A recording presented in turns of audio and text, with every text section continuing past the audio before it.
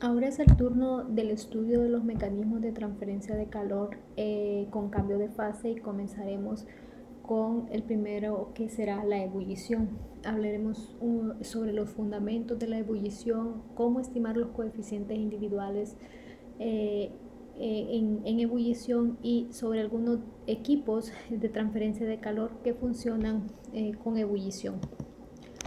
Primero vamos a volver a colocar la clasificación. Recuerden que clasificamos el estudio de la transferencia de calor en procesos sin cambio de fase, donde solo tenemos calor sensible, y en los procesos que tienen cambio de fase, que sería calor latente. Para eso habíamos enlistado dos tipos de cambios de fase. Uno es la ebullición, que es el cambio de líquido hacia vapor, y el proceso inverso, que es la condensación. En la ebullición vamos a determinar dos tipos de ebullición. La primera, que es la ebullición en estanque, y ebullición en flujo. El 90% de los estudios que se tienen o que se presentarán en este video es ebullición en estanque, y el resto, que serán unas relaciones muy simples, solo para ebullición en flujo. Del otro lado, con la condensación, básicamente tenemos dos clasificaciones también: condensación en gota y condensación en película. Sin embargo, todo tipo de condensación en gota finalmente termina convirtiéndose en una condensación en película. Entonces también se centrarán los estudios de condensación en película. ¿Qué tenemos que saber antes de comenzar a estudiar los mecanismos de transferencia de calor por ebullición? Primero vamos a colocar aquí dos, dos, dos mecanismos que tienen el mismo principio, que es convertir un líquido en un vapor. Uno es la evaporación y el otro la ebullición. Las diferencias que tenemos, y la principal diferencia que existe entre la evaporación y ebullición, es que la ebullición se caracteriza por la formación de burbujas en la parte donde se encuentra el agua líquida. Podemos ver una turbulencia y formación de esas burbujas. En la evaporación no, y esto se debe a por dónde está ocurriendo de dónde está ocurriendo la transferencia de energía para realizar el cambio de fase.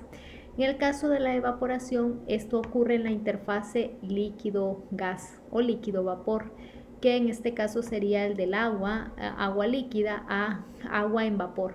Esa región es prácticamente la superficie del líquido. Sabemos que si tiene más área superficial, pues tendrá una mayor posibilidad de tener evaporación, y también dependen de la presión que tengamos.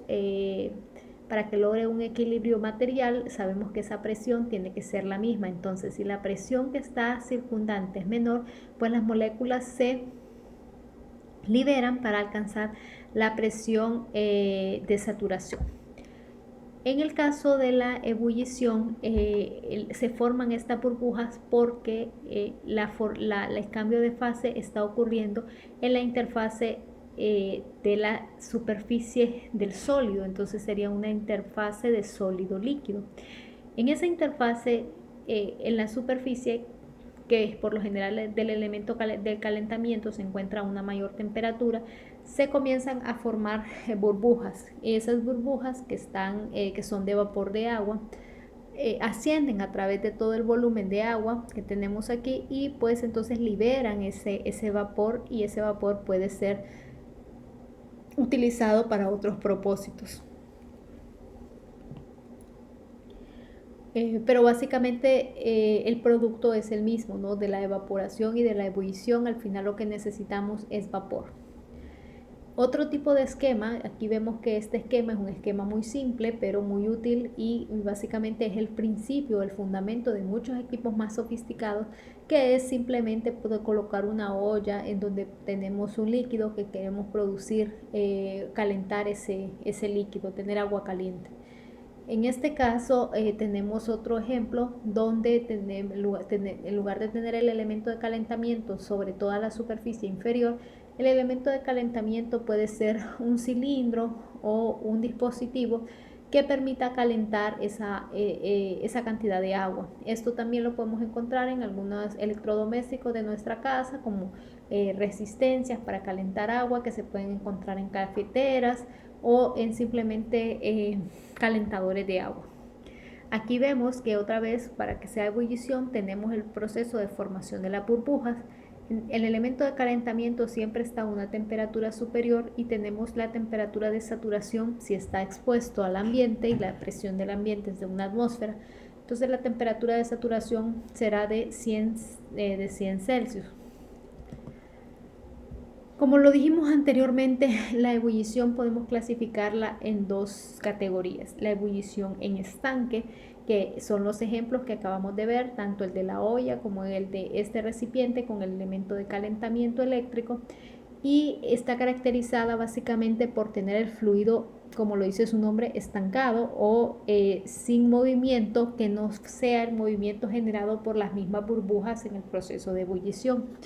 Y otra que es la ebullición en flujo, que es una ebullición en la cual el fluido tiene más libertad de movimiento, podemos tener una cierta velocidad con la que se esté desplazando, y ven que el elemento de calentamiento se encuentra rodeando al fluido. Por ejemplo, si este es el caso de una tubería, entonces la tubería está siendo calentada por otro factor en el exterior, y entonces está ocurriendo el proceso de ebullición.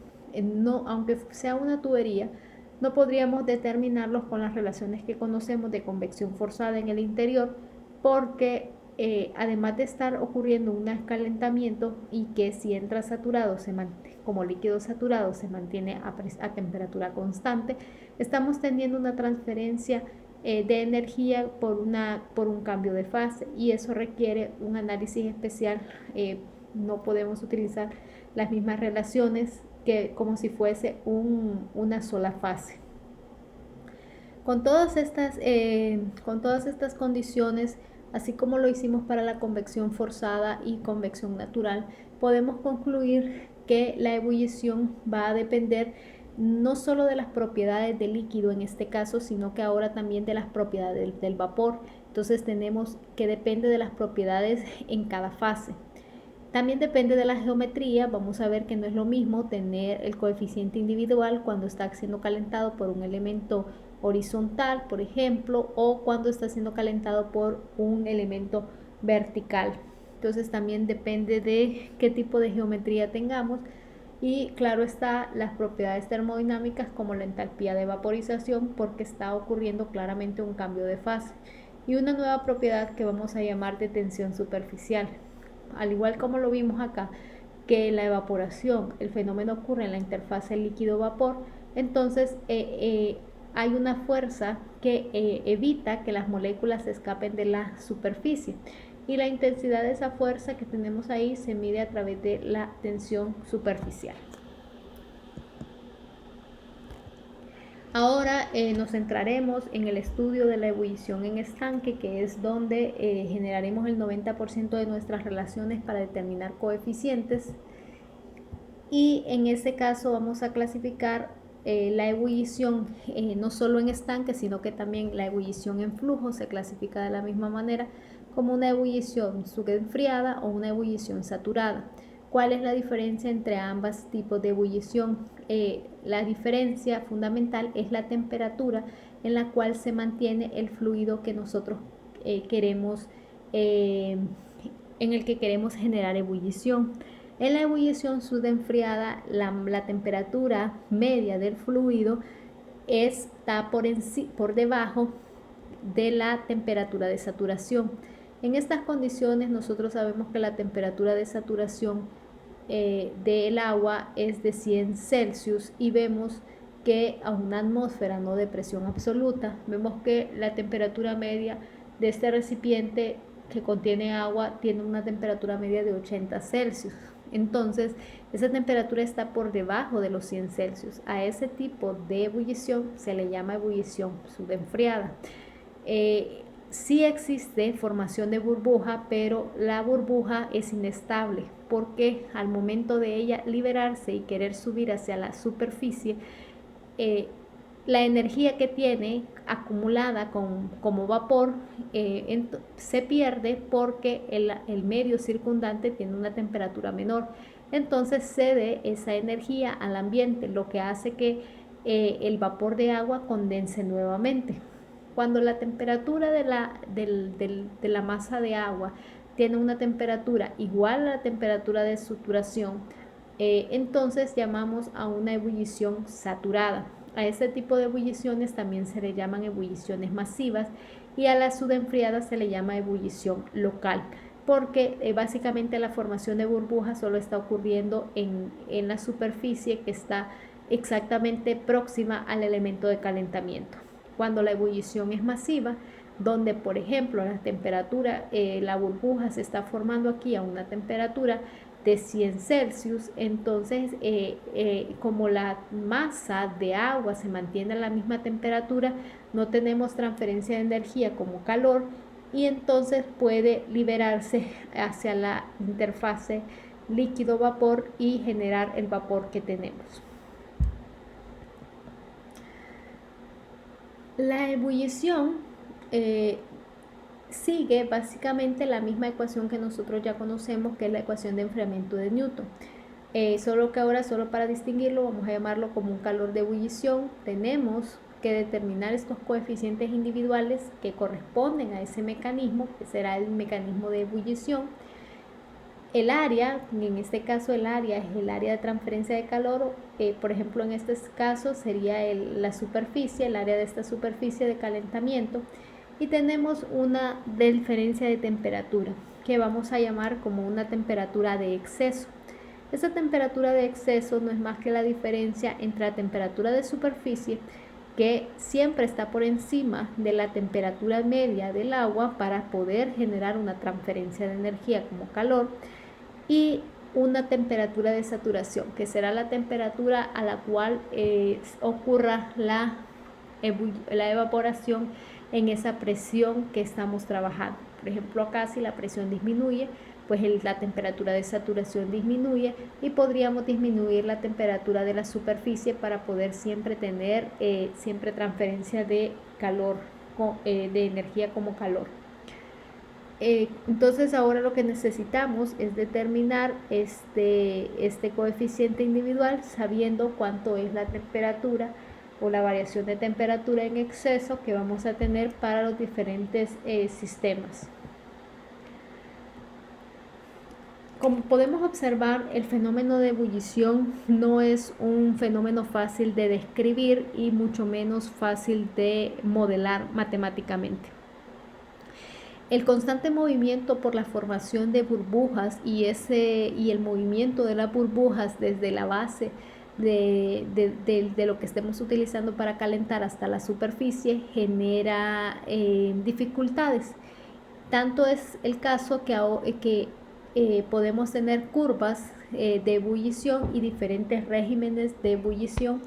Por ejemplo, como cuando definimos la convección forzada y pudimos ver que teníamos en el interior de alguna geometría convección forzada en flujo laminar, en transitorio, en turbulento. Entonces la ebullición en estanque tiene también su propia clasificación.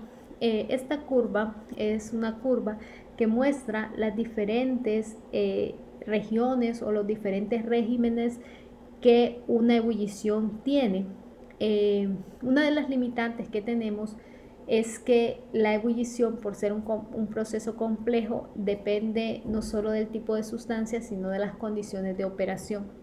Esta curva está diseñada exclusivamente para el agua a una presión, o sea, a la presión atmosférica. De tal manera que estas temperaturas que tenemos acá en el eje de las X, que son temperaturas de exceso, empiezan en 1, pero sabiendo que en esta condición en la temperatura de la superficie básicamente estará por encima o sea, estará en 101 Celsius y acá en 105, porque recuerden que es la de superficie menos la de saturación.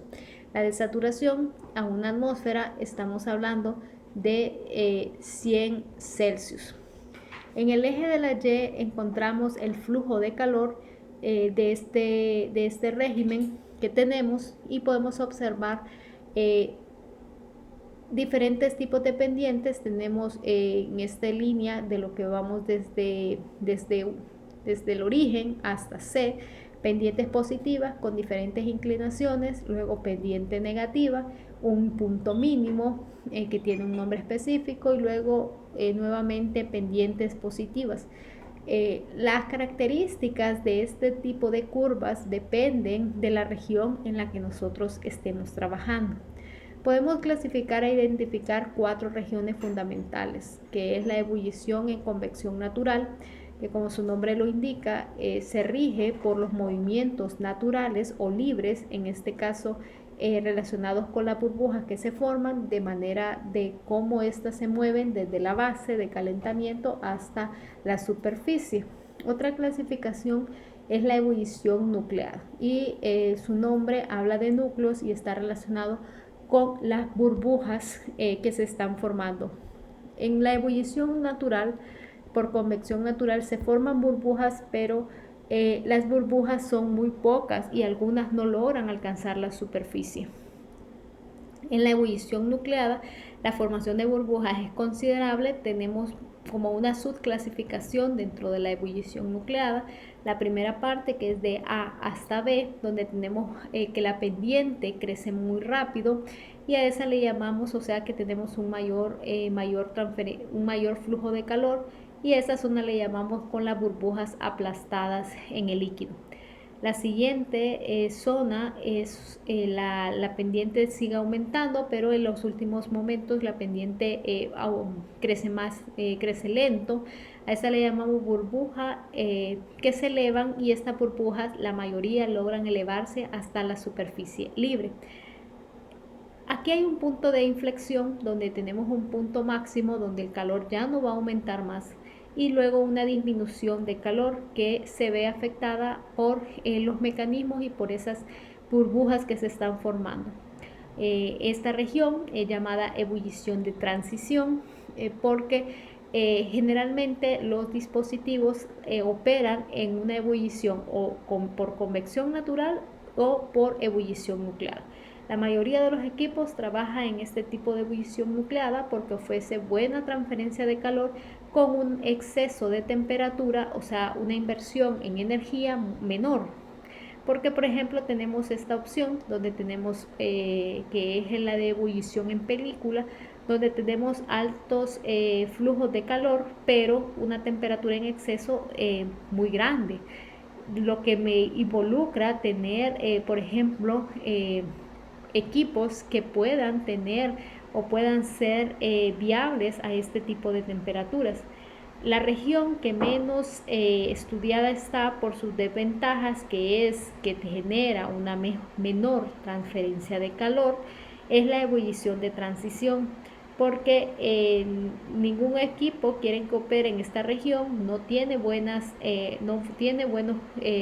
transferencias o flujos de calor, y además de eso tiene temperaturas en exceso. Entonces resulta más conveniente trabajar con una ebullición nuclear. Este es el ejemplo particular para el agua a una atmósfera, pero muchas curvas de líquidos presentan resultados similares. Probablemente lo que esté cambiando sean las temperaturas de exceso, en las cuales se maneje, por ejemplo, un punto máximo. Tal vez el punto máximo no llegue a una temperatura de superficie de 130, sino que sea diferente, y también las cantidades de calor que se transfieren son diferentes.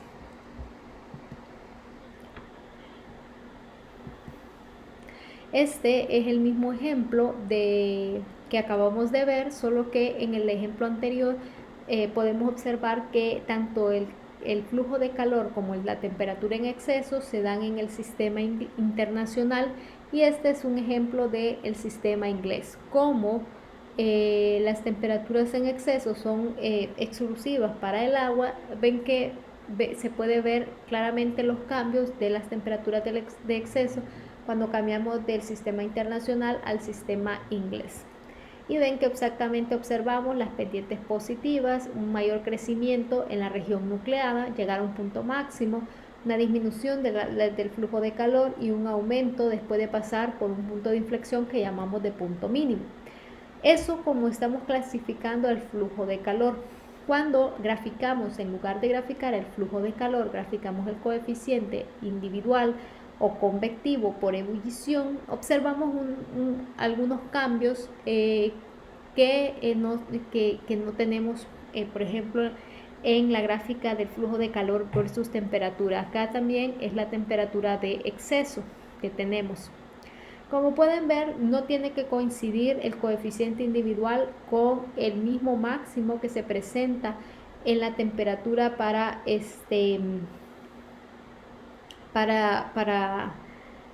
flujo de calor. Pueden tener diferencias, pero la diferencia más grande que observamos es que en el punto D, donde teníamos un punto mínimo para el flujo de calor y luego aumentaba el flujo de calor, observamos que el coeficiente individual después del punto D no aumenta. De hecho, el coeficiente individual sigue disminuyendo.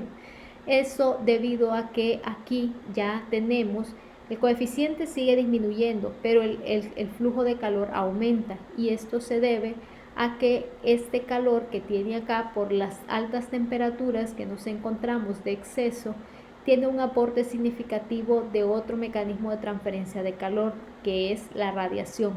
Entonces observamos un aumento en el flujo de calor por radiación, pero no es porque la ebullición esté aumentando o el coeficiente de transferencia de calor por ebullición aumente, sino porque por la radiación. De hecho, el coeficiente sigue disminuyendo. Ahora vamos a empezar a describir esos diferentes regímenes de ebullición, y comenzamos con el primero, que es el de convección natural. Vamos a tomar el segmento de la gráfica que observábamos desde el origen hasta A, donde tenemos una pendiente positiva, no tan inclinada como lo observamos en la ebullición nucleada, pero sí positiva, con un delta de exceso que puede ir desde 1 hasta 105. Y tenemos un bosquejo aquí donde se observa que la formación de burbujas es prácticamente nula en la ebullición por convección natural.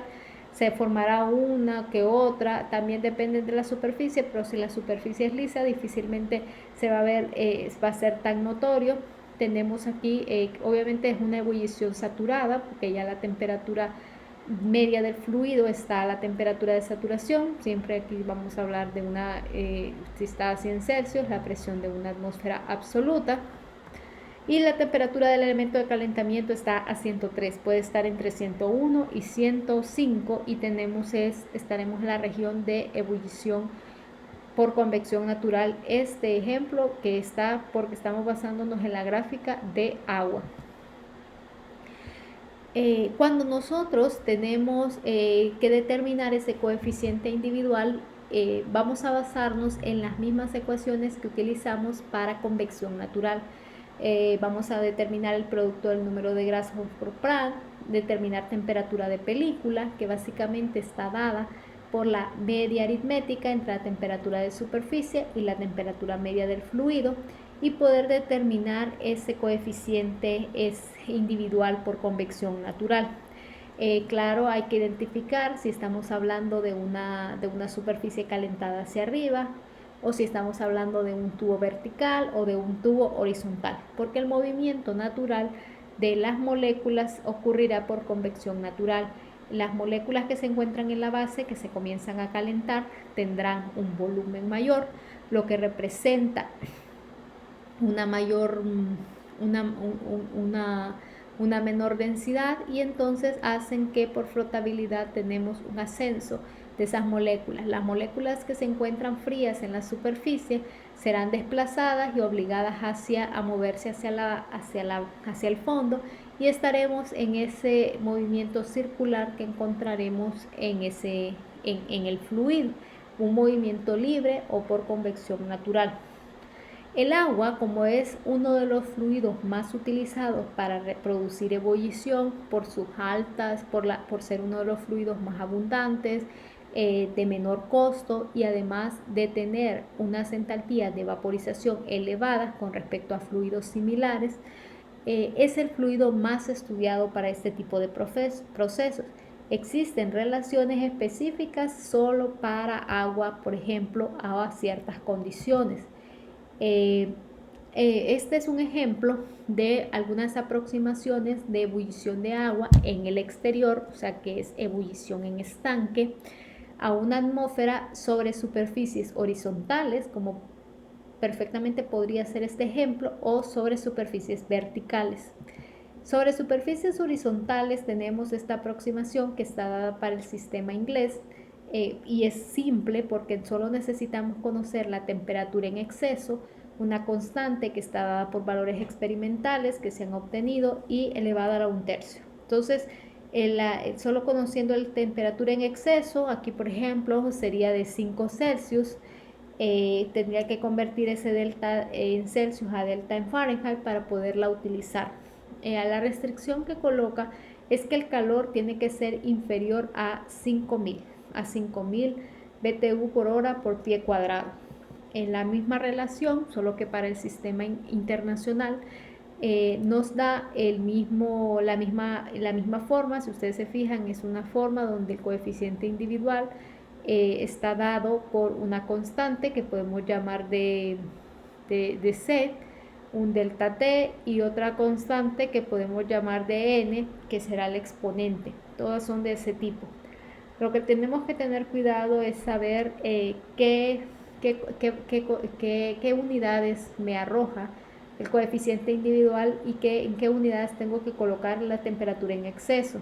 Acá, por ejemplo, la temperatura en exceso va en Kelvin, y obviamente para este caso pues estará entre 1 y 5, y el valor que tenemos tiene que ser para flujos de calor menor que 16.000 watts sobre metro cuadrado. Cuando tenemos la superficie de manera con disposición diferente, que es una superficie vertical, tenemos las mismas relaciones, básicamente sigue la misma formato, C, un delta en exceso entre una constante, y aquí está la relación para el sistema inglés, y la restricción que coloca de calor es que tiene que ser menor que 1000, y en el sistema internacional pues que tiene que ser menor de 3000.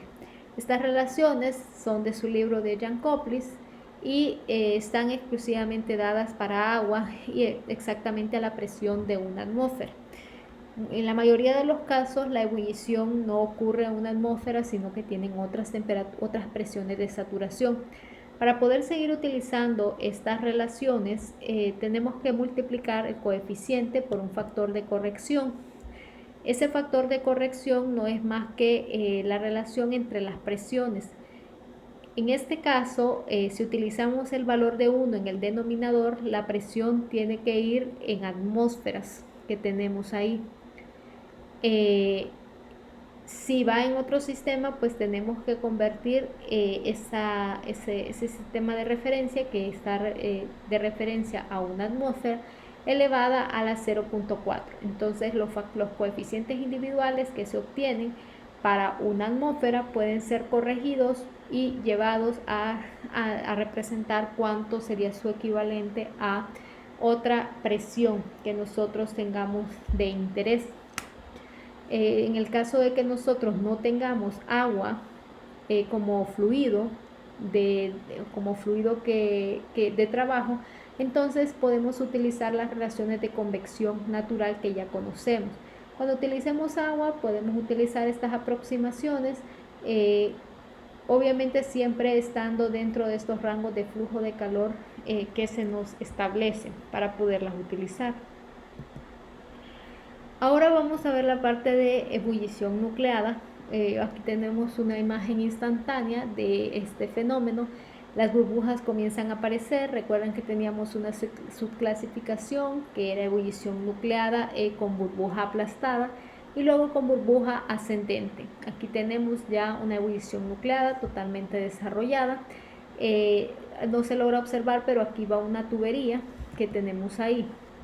En un bosquejo, esta región en la que iba, que recuerdan que tenemos aquí dos clasificaciones desde A hasta B, siempre con pendiente positiva, y llega hasta el punto máximo que tenemos o punto crítico.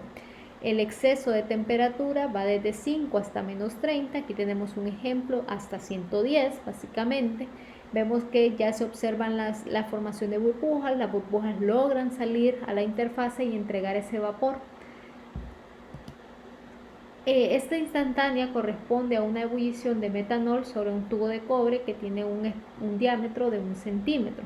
En el caso del elemento de calentamiento. El elemento de calentamiento puede ser otro fluido que, claro está, tiene que estar mucho más caliente que el interno, que el que nosotros estamos trabajando, o también puede ser una resistencia eléctrica que también genere ese calentamiento. Ahora vamos a describir matemáticamente cómo estimar los coeficientes individuales en la región de ebullición nucleada y cómo también estimar el flujo máximo en este punto, ¿no? Que es de interés. Muchas veces se estima el flujo máximo para poder saber hasta cuánto es lo conveniente tener una temperatura en exceso y no caer en la región de transición. Vamos a medir esos mecanismos de transferencia de calor por ebullición. Aquí tenemos una ecuación que mide el flujo de calor en la región nucleada. Es una ecuación compleja, esta la he obtenido de su libro de Sengel.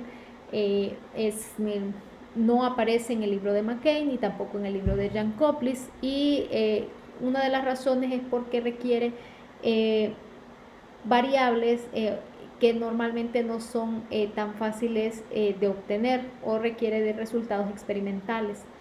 El flujo de calor está dado por todas estas variables que de manera indirecta nosotros ya mencionamos, como la entalpía de vaporización, las propiedades del líquido, las propiedades del vapor, la tensión superficial, que se va a denotar con esta letra griega. Tenemos también otras constantes, que son las que le menciono, que vamos a tener que determinar, que son estas CF y este valor de N que no conocemos.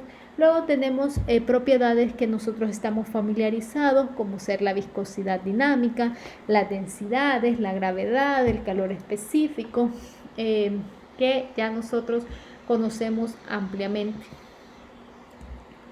La tensión superficial, que es una propiedad relativamente nueva que no habíamos visto, por lo menos en este curso, se introduce como una propiedad que es dependiente de la temperatura. Podemos observar aquí la tensión superficial en la interfase líquido-vapor del agua, que va desde 0 hasta 374, que es más o menos la temperatura de temperatura crítica del agua.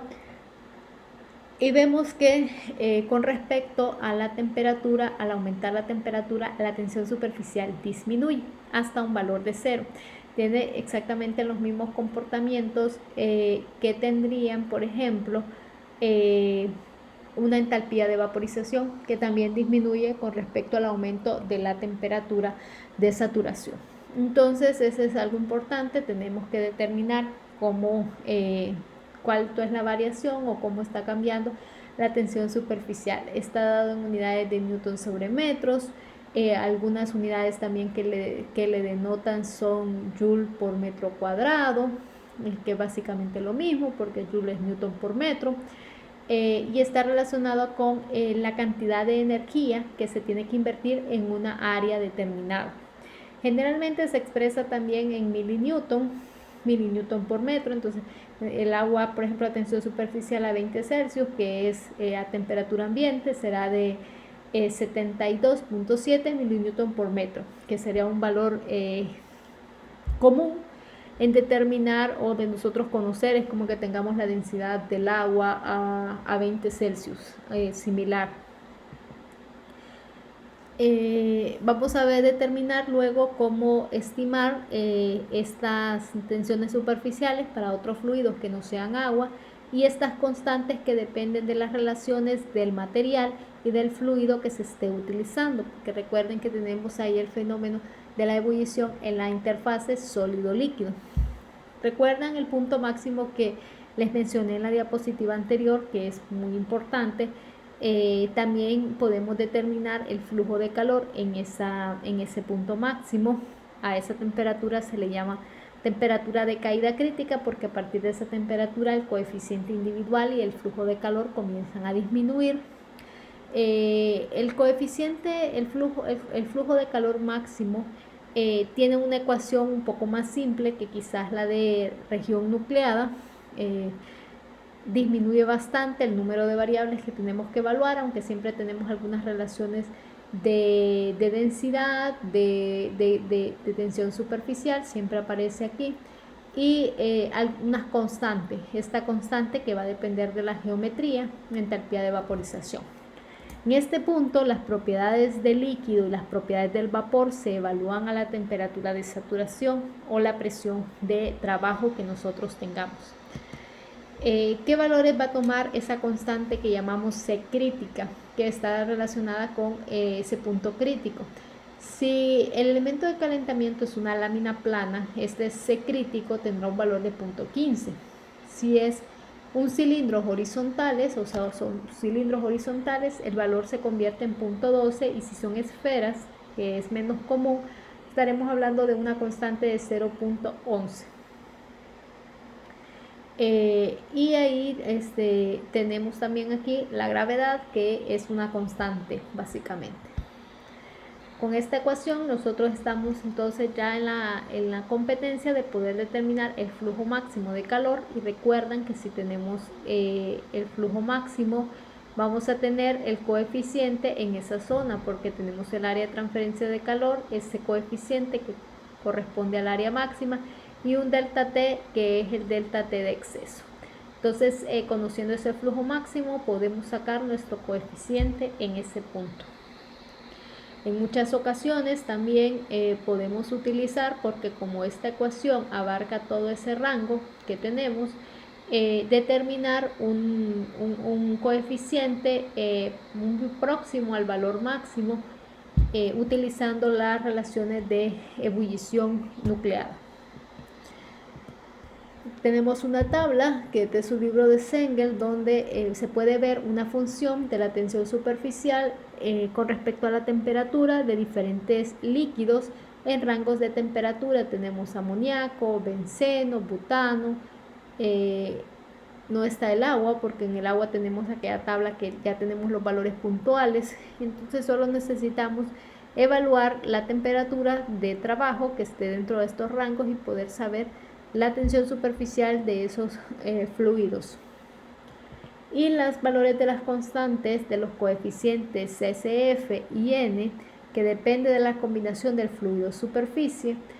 Tenemos algunas relaciones aquí de agua con cobre, agua pulido o rayado, porque también depende si tienen rayas, genera más turbulencia, y tenemos esos valores de esas constantes que necesitamos, y las relaciones de N que prácticamente se mantienen, por ejemplo, para el agua, que es el que está aquí, se mantienen constantes y independientes del material en el que se encuentre en contacto el agua.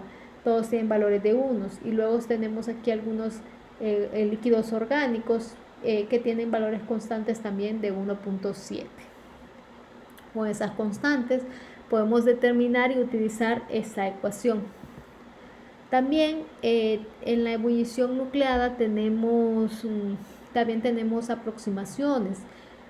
Por ser una región de la más utilizada, y además por tener también un fluido que se utiliza mucho, también podemos determinar los coeficientes simplificados de ebullición nucleada. Estos también fueron generados de su libro de Jan Koplis, siempre con la restricción de que tiene que ser agua y que tiene que ser hecha a la presión de una atmósfera. Aquí aparece la relación. Si queremos hacer la corrección a otra presión, es la misma que habíamos visto para convección natural, y considerando las dos disposiciones geométricas, superficie horizontal o superficie vertical. Tienen la misma forma que vimos, H en función de una constante, un delta T de exceso a la N. Los rangos, hay que respetar entonces los rangos de flujo de calor, en los cuales la ecuación o esta aproximación o simplificación me genera valores adecuados. tenemos en ambos sistemas, en el sistema inglés y en el sistema internacional. Solo respetar las unidades que me ofrece para el coeficiente individual y las temperaturas de exceso. En superficies verticales tenemos relaciones similares. Si ustedes se fijan, básicamente estos rangos de flujo de calor son la continuación de los rangos que teníamos para el flujo en convección natural. Entonces podemos utilizar estas relaciones también para determinar la ebullición de agua con unas simplificaciones importantes en esa región.